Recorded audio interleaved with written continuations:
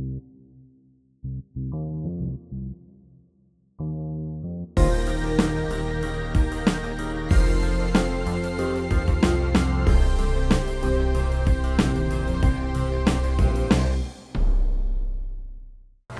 of the things that doesn't seem to be leaving the plan, which is the idea that dependent can now stay on up until the age of 26. Yes. So wouldn't that cost just be passed on if you have employees that have children up until the age of 26? That will get passed on as well, correct? Yeah, well, what's going to happen is we've spoken with several insurance carriers over the last couple of months trying to get a handle on what's going on with this whole healthcare reform. And what they're telling us, strictly from a cost perspective, that the healthcare reform are basically increasing rates by 3 to 4% on their side. The carriers are the ones that are really adopting the different provisions. So it's not like we really don't have a lot of choice. You know, even getting to the age dependent 26 that you're talking about, or right now there's unlimited maximum benefits on health insurance, where maybe you used to have $1 million or $5 million maximum benefit. But what's amazing to me, and this is important, the whole idea of healthcare reform was to try to contain the costs. Because especially here in the New York area, we've been seeing increases, even before this whole thing started, anywhere from 15 to 20% for small groups. And that's what we are here, small groups. So the idea was to try to do something to mitigate the costs. And actually, I think what the government has done is the complete opposite. They've put in provisions and they didn't attack special areas that they should have attacked. For example, perhaps tort reform, to help minimize the costs. You're still seeing on small group health plans roughly a 20% rate increase across the board. That's huge. That's huge. Now, the insurance carrier is going to say, well, it's part of healthcare reform. Personally, I think all the executives of the insurance carriers belong to the same country club, and they say, okay, if you're going up 20%, I'm going up 20%. But I guess it's the time. But It's a big country club. Well, not too many. There's only really 5 major carriers, but that's what it is. Well, when you're talking about cost, from what I understand, the plan prohibit any kind of cost sharing? Or for, like, say, preventative care and women preventative care, things like immunizations? Well, what's happening in the healthcare reform itself, you know, the preventative care immunizations, those are being covered 100%, which is a good thing. So that's going to increase the cost of the healthcare a little bit. But, you know, that's a good thing. Covering children up to age 19 with no pre-existing conditions, that's a good thing. Unlimited maximum benefits, that's a good thing. This one I'm questionable about. Covering adult-dependent children to age 26. I was speaking with a friend of mine who's from Canada, a Canadian program, and he almost laughed at me when I told him what our government was doing. Because the idea was, well, okay, when is an adult ready to go out on their own and try to get their own health insurance? So whether the child's in school or not, you know, even if they're married, you don't have to cover the spouse, but even if they're married, you can still put them under your plan. That's going to increase the cost. I think if a child was going to college and you covered them to age 23 or 25, that was fine. But New York State had its own rule to begin with. New York State said for dependents we can cover up to age 30. You know, might have to pay a premium for it, but you can put them under the employer's plan. So I think what we have to do is you know, focus on what's passed and what can we do now. What's happened now and what can we do now? Because there's going to be a lot of changes, I think. I don't know, what do you think, Todd? Absolutely. I mean, What do you think? I mean, I've heard someone say, don't go to a healthcare seminar now. Yeah. Because what you're going to hear is going to be obsolete in a week. Yeah. Now, there are certainly some things that have already taken effect. So anything that's already taken effect is not going to be obsolete. Right. For instance, the small business, you know, healthcare credit. You know, that's there this year.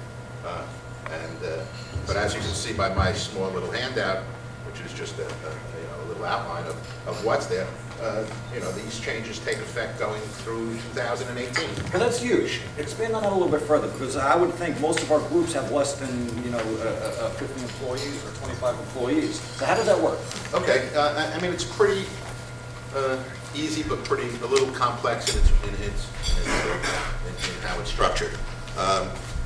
If you're a small business, and a small business is defined as a business with less than 25 employees, 25 full-time employees or equivalent employees, So if you have a business that has only 5 full-time employees but 30 part-time employees, you have to, you first, in order to determine your amount, you first take your full-time employees, they count as a full-time employee, then you take the hours of your part-time employees, and you divide the total hours of your part-time employees by 2,080, which is a standard work year, and you come up with what your essentially your equivalent employees are on a part-time basis. If you're then under 24 and the average wage is less than $50,000 and you provide 50% or more of the health insurance cost, then you're entitled to some credit. Are the owners included in that calculation? The owners are not included in that calculation. The owners or any, let's call it relatives, there are, you know, the definitions of who relatives are, but basically you do not include owners in determining employees and wages, and they're not subject, and therefore any premiums attributable to them are not subject to the credit either. So now you have less than, let's assume after you've done your calculation, you have less than 24 employees, your average gross wages are less than or $50,000 or less. You have, and you pay more than or half of the insurance premium. At that point in time, if that was your number, you would get a very small credit. The maximum credit, the 35% credit of premiums paid, is when you have 10 or less employees. Your average gross wages are $25,000. That's the, if you're in that situation, then you get a 35% credit on the health insurance premiums that you pay. I gave you in your material the last 2 pages. I thought it was interesting. I thought it was something that might be of value. There are 3 tables, and these tables basically deal with the phase out of, or basically go from up to 10 employees to 25 employees, and then across the top of the wages, and they show you how much of a credit you would be entitled to based upon the number of full-time employees that you may have, as well as the average wages that you may have. So as you can see, if you have 10 employees, up to 10 employees, and you pay wages, I'm sorry, the first schedule is for not-for-profits. Not-for-profits also qualify for this credit, small not-for-profits. Their percentage is not 35, their maximum percentage is not 35, it's 25. But if you go to table number 3, table number 3 is sorry, table 1. Table 1 is for-profits from 2013 to 2010 to 2013, and not-for-profit firms from 2014. Because in 2014, if this thing stays around the way it is, and you use the insurance exchanges, the credit goes up to 50%, and 35% for not-for-profits. So that's why this schedule, or this chart, is for both for-profit firms now through 2013 and not-for-profit firms after 2013. So it's a resource, but as you see, if you have 24 employees and 25,000 in wages, you only get a 2% credit.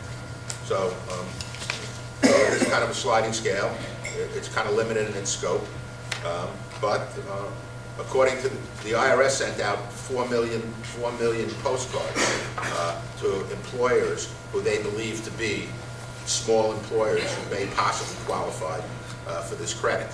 So I'm sure there's a bunch out there that don't have, your mom and pop businesses that don't have 10 employees. Certainly don't have 24 employees that may or may not be paying health care, that may now decide, based upon this credit, to pay for their employees' health care. So this is here, this is now, this is this year, and I don't foresee them taking this away at this point in time. So this is huge. This is absolutely huge. At least it's positive. It's positive. It's positive. Hopefully there'll be enough companies out there that will benefit by it, or But I can tell you, the government thinks that there's a lot out there that could benefit. And this is their incentive to have small businesses cover their employees. Well, when they file their tax return now, coming up in this April, they should be able to file their. Yeah, there's actually a form. Right. It hasn't been issued yet, but I think it's 8941 or 8931. But there is actually a form that will be coming out that will be used to take the credit. With respect to a for-profit company, the credit will be considered what they call a general business credit. And if you're a flow-through entity, it'll flow through to the individuals and be subject to the normal rules of general business credit. If it's a not-for-profit, if it's a small not-for-profit who don't pay any income tax, it will be a refund or an adjustment to their payroll taxes. So they'll reduce their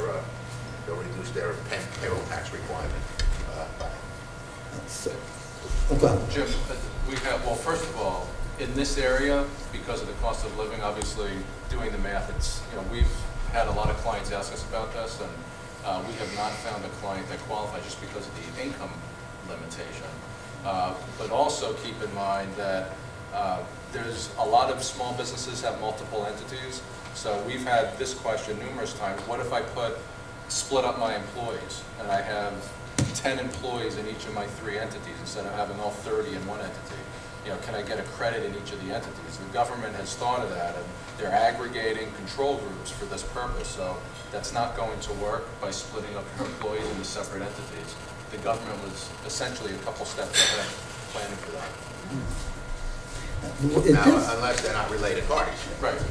I mean, there are strict related party rules, but maybe if you had 2 owners and you had 2 different businesses and one handled one, and it may behoove you from this perspective to split that business into 2 businesses. But generally speaking, you can't just people have been trying to split companies for years for various different reasons.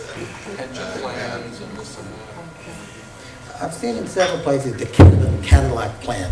Is this the Cadillac plan tax, or does? No, this is not. The Cadillac plan tax actually is not a tax that comes into effect until 2018. It's the last tax that comes into effect, and it's on plans. I have the numbers if anyone. 10.7 and 27.5. And then there are some other numbers for different types of plans. If you're a special employee, if you're a special type of employee. But if your plan is in excess of those amounts, there's a 40% excise tax on those plans. But that doesn't begin until 2018. Now, what begins in 2011 is a 1099 reporting. And the 1099 reporting is an employer has to report on, W-2 reporting. The employer has to report on a W-2 the amount of premiums paid on behalf of that particular employee. Now, we've been hearing a lot of questions about that, or a lot of concern. Anytime you hear it's going to be on your W-2, people perceive that the IRS is planning, maybe to make it and turn it into income or something such as that. That is not the intention. The intention is not to tax these premiums. There is no intent to change that part of the law. The intent is partially to identify Cadillac plans and partially to give information to the employee as to how much is being paid for the plan on their behalf. So don't be concerned about that W-2 reporting. It's not as bad as it sounds.